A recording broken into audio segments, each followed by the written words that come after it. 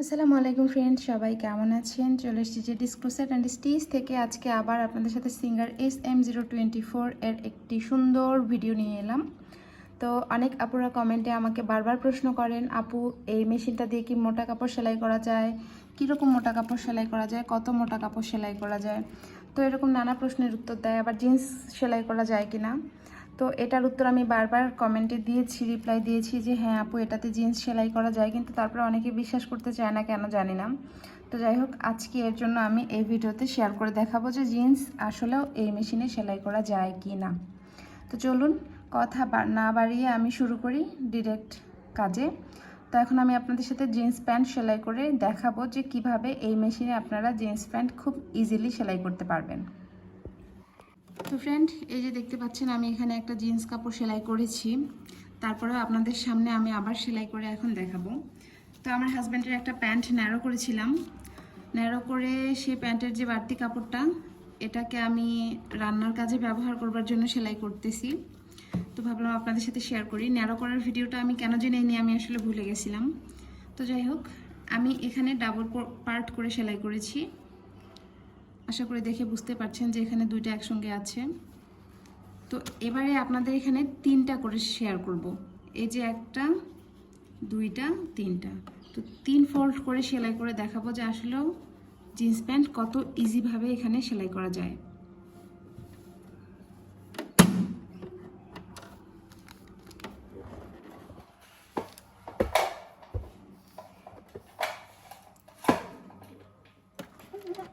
তো এই যে শুরু করছি। আচ্ছা, তার আগে বলে দিই আমি এখানে টেনশনে কিন্তু রেখেছি 6। একটু দেখিয়ে দিই,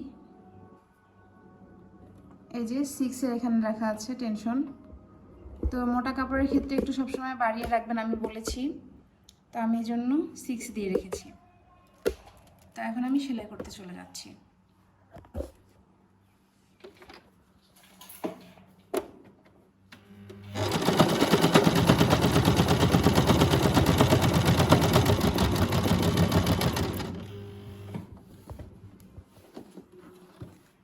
তো এই যে দেখতে পেলেন কত সুন্দর সেলাই হয়েছে। আর আপনারা একটু খেয়াল করলে দেখবেন এখানে কিন্তু একটা মোটা পয়েন্ট আছে, এটার উপর দিয়েও কিন্তু অনায়াসে সেলাই হলো, কোথাও সুতাও ছিঁড়লো না বা কোনো সমস্যাও হলো না। তো আমি আরও সেলাই করতেছি।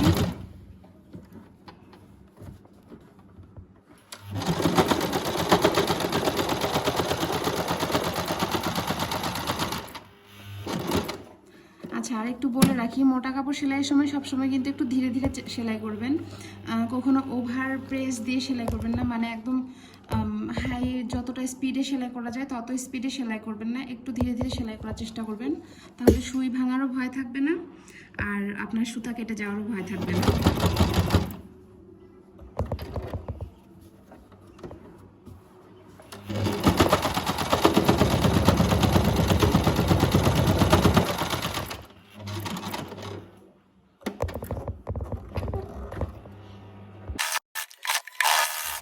তো ভিডিওটি যাতে বড় হয়ে না যায় এর জন্য আমি একটু ফাস্ট করে আপনাদের সাথে সেলাইটা শেয়ার করেছি। তো একটু মনোযোগ দিয়ে দেখলে বুঝতে পারছেন আমি কত সুন্দরভাবে ইজিলি সেলাইটা করছি।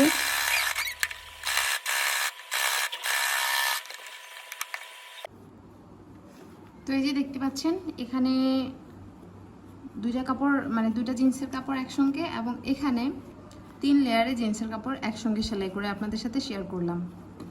তো এবারে যদি আরও মোটা কাপড় আপনারা সেই ক্ষেত্রে বলেন, তাহলে আমি এখন এটা দিয়ে দেখাই দিব। এই যে ডাবল ফোল্ড করলাম, এই যে 4 ফোল্ড করলাম, এখানে 4 ডবল হলো, এবারে 6 ডবল করলাম।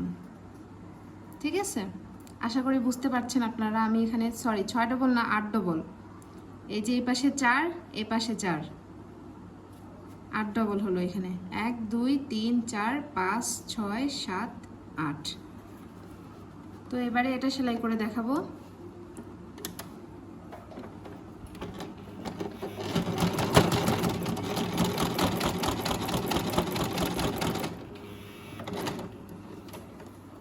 দেখতেই পেলেন কত সহজে কত সুন্দর একটা সেলাই হলো। আমি আরও একটা সেলাই করে দেখিয়ে দিচ্ছি।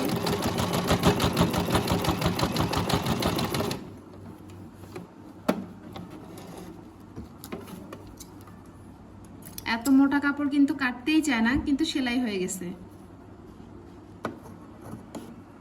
এই যে দেখুন, কাঁচি দিয়ে ঠিকভাবে কাটতেই চাচ্ছে না।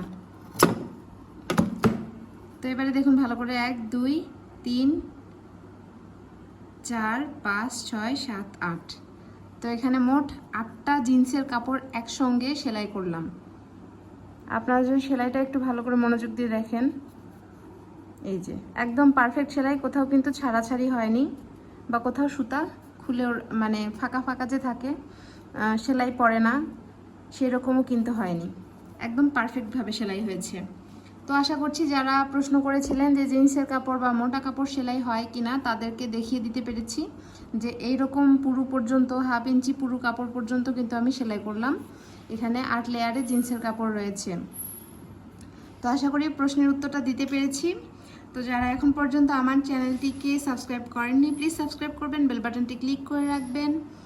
আর যদি ভিডিওটা ভালো লেগে থাকে তাহলে একটি লাইক করবেন, শেয়ার করে অন্যদের দেখার সুযোগ করে দেবেন।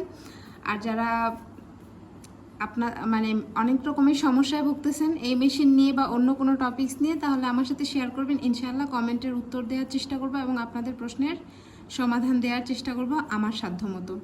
তো আজ এই পর্যন্তই, আবার হাজির হব নতুন কোনো একটা ভিডিও নিয়ে। আসসালামু আলাইকুম।